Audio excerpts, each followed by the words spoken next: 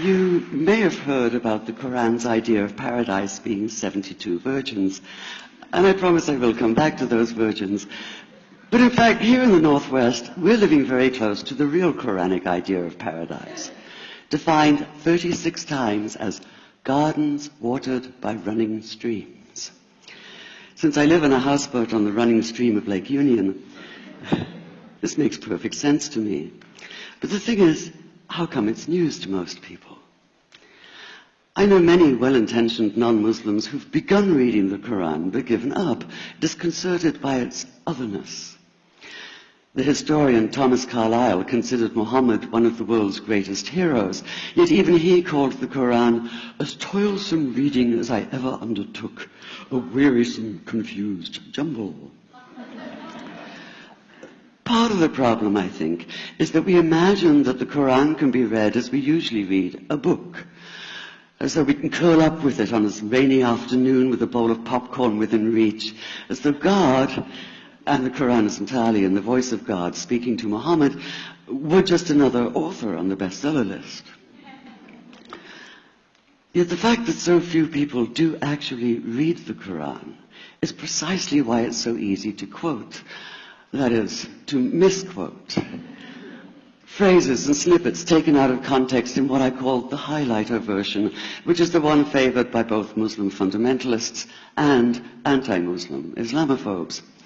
So this past spring, as I was gearing up to begin writing a biography of Muhammad, I realized I needed to read the Quran properly as I could, that is.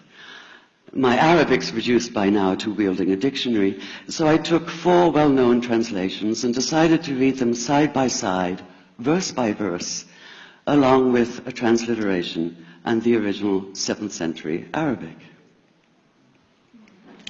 Now, I did have an advantage.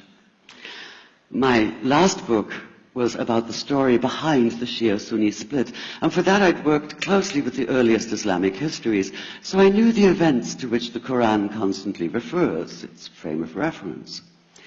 I knew enough, that is, to know that I'd be a tourist in the Quran, an informed one, an experienced one even, but still an outsider, an agnostic Jew reading someone else's holy book. So I read slowly. I'd set aside 3 weeks for this project, and that, I think, is what is meant by hubris, because it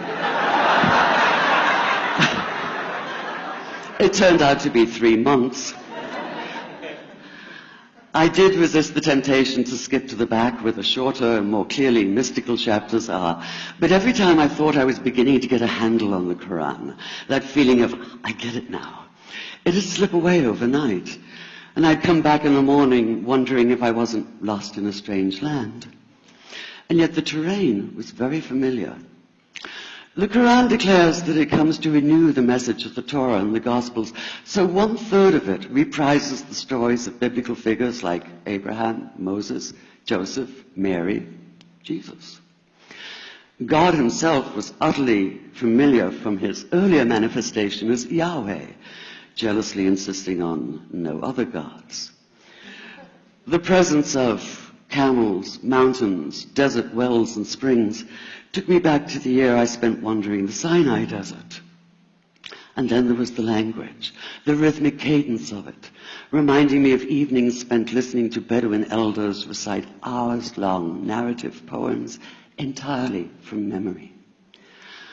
And I began to grasp why it's said that the Quran is really the Quran, only in Arabic. Take the Fatiha, the 7-verse opening chapter that is the Lord's Prayer and the Shema Israel of Islam combined. It's just 29 words in Arabic, but anywhere from 65 to 72 in translation. And yet the more you add, the more seems to go missing. The Arabic has an incantatory, almost hypnotic quality that begs to be heard rather than read, felt more than analyzed. It wants to be chanted out loud, to sound its music in the ear and on the tongue. So the Quran in English is a kind of shadow of itself, or as Arthur Arbery called his version, an interpretation. But all is not lost in translation. As the Quran promises, patience is rewarded, and there are many surprises. A degree of environmental awareness, for instance, and of humans as mere stewards of God's creation, unmatched in the Bible. And where the Bible is addressed exclusively to men, using the second and third person masculine, the Quran includes women, talking, for instance, of believing men and believing women, honorable men and honorable women. Or take the infamous verse about killing the unbelievers. Yes, it does say that, but in a very specific context. The anticipated conquest of the sanctuary city of Mecca, where fighting was usually forbidden. And the permission comes hedged about with qualifiers. Not you must kill unbelievers in Mecca, but you are allowed to, but only after a grace period is over. And only if there's no other pact in place. And only if they try to stop you getting to the Kaaba. And only if they attack you first. And even then, God is merciful, forgiveness is supreme, and so, essentially, better if you don't. This was perhaps the biggest surprise. How flexible the Quran is, at least in minds that are not fundamentally inflexible.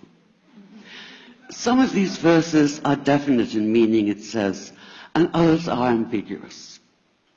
The perverse at heart will seek out the ambiguities, trying to create discord by pinning down meanings of their own. Only God knows the true meaning. The phrase, God is subtle, appears again and again. And indeed, the whole of the Quran is far more subtle than most of us have been led to believe, as in, for instance, that little matter of virgins and paradise. Old-fashioned Orientalism comes into play here. The word used 4 times is huris, rendered as dark-eyed maidens with swelling breasts, or as fair, high-bosomed virgins. Yet all there is in the original Arabic is that one word, huris. Not a swelling breast or high bosom in sight. Now, this may be a way of saying pure beings, like in angels, or it may be like the Greek kos, or koi, an eternal youth. But the truth is, nobody really knows, and that's the point. Because the Quran is quite clear when it says that you will be a new creation in paradise, and that you will be recreated in a form unknown to you, which seems to me a far more appealing prospect than a virgin.